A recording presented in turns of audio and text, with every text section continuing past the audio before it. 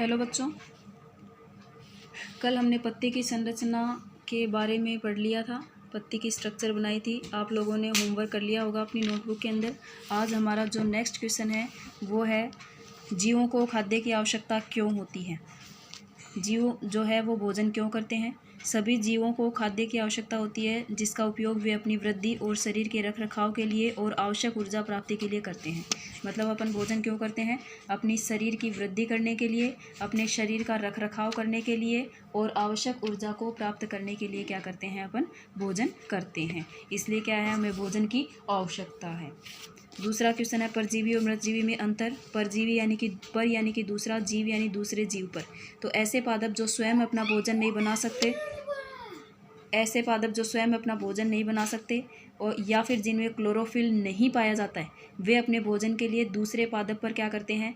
निर्भर रहते हैं। अर्थात दूसरे पादपों से अपना भोजन क्या करते हैं? वो प्राप्त करते हैं। वो क्या कहलाएंगे? परजीवी कहलाएंगे।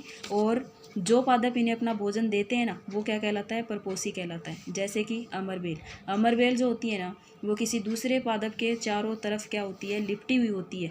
तो वो वहाँ से क्या करती है? वो अपना भोजन खुद नहीं बनाती है। वो जिस पेड़ के ऊपर लिपटी हुई होती है, वहीं से अपना क्या करती है? अपना भोजन प्राप्त करती है। इसलिए उसको क्या बोलते हैं? अमरबेल।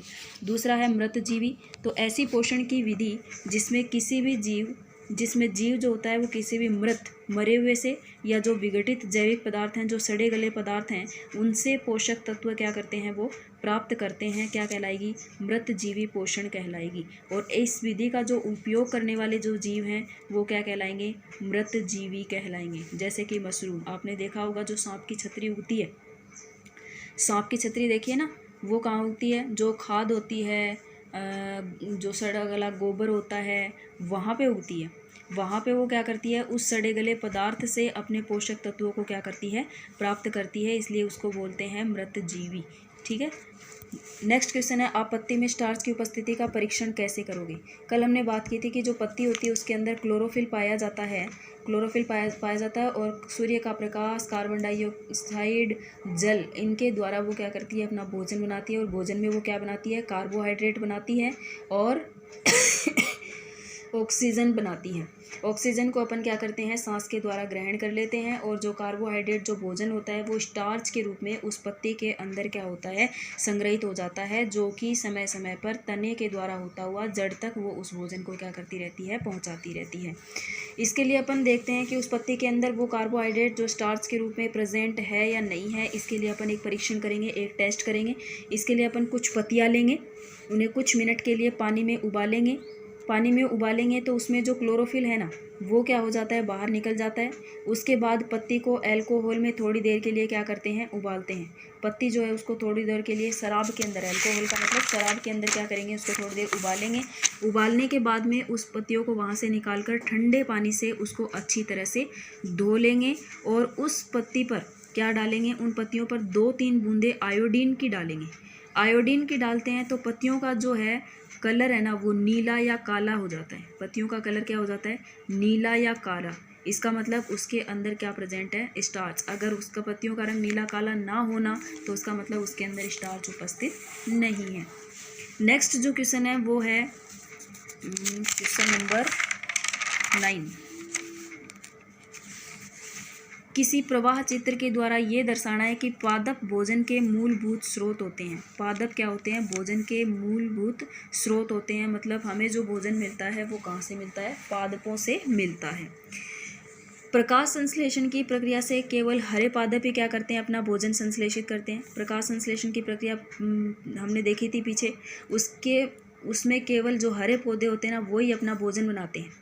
मानव सहित जो पशु मतलब मानव और जो पशु हैं, वो अपना भोजन नहीं बनाते हैं। वो क्या करते हैं? पौधों के द्वारा जो तैयार भोजन होता है उसी को क्या करते हैं? ग्रहण करते हैं। वो चाहे प्रत्यक्ष रूप में करो या अप्रत्यक्ष रूप में करो। तो मनुष्य या फिर अन्य जीव सहित जो जानवर हैं, वो प्रत्यक्ष या अप्रत्यक्ष रूप से पौधों पर क्या करते हैं? निर्भर करते हैं। इसलिए पौधे भोजन का क्या होते हैं? अंतिम स्रोत होते हैं और मूलभूत स्रोत भी माने जाते हैं। जैसे इसका एक प्रवाह चित्र बनाते हैं अपन। जैसे घास है या फिर पादप है या फिर पौधे हैं। इसको जैसे कि किसी घास को किसी टिड्डे ने खाया, टिड्डे को किसने खाया? मेंढक ने खाया। अब ये मेंढक जो है ना, वो डायरेक्ट पौधा नहीं खा रहा है, यानी प्रत्यक्ष नहीं खा रहा है, लेकिन टिड्डे को खा रहा है। और टिड्डा क्या खा रहा है? घास को खा रहा है।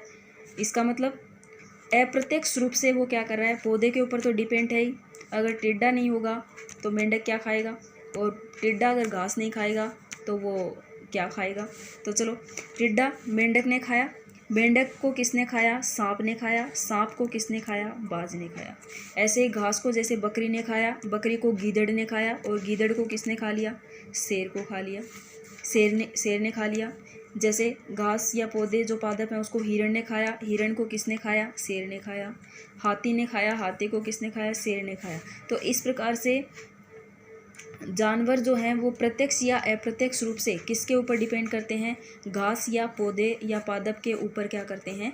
डिपेंड करते हैं। इसलिए जो पौधे होते हैं, जो पादप होते हैं, वही क्या होते हैं? भोजन का मूलभूत स्टार्टिंग जो स्रोत होता है वो क्या होता है? घास या पौधे होते हैं। अब ये 3 क्वेश्चन है, आज 4 क्वेश्चन है। सारे बच्चे सुंदर सुंदर हैंडराइटिंग में अपनी नोटबुक के अंदर उतार लेंगे। Okay, bye.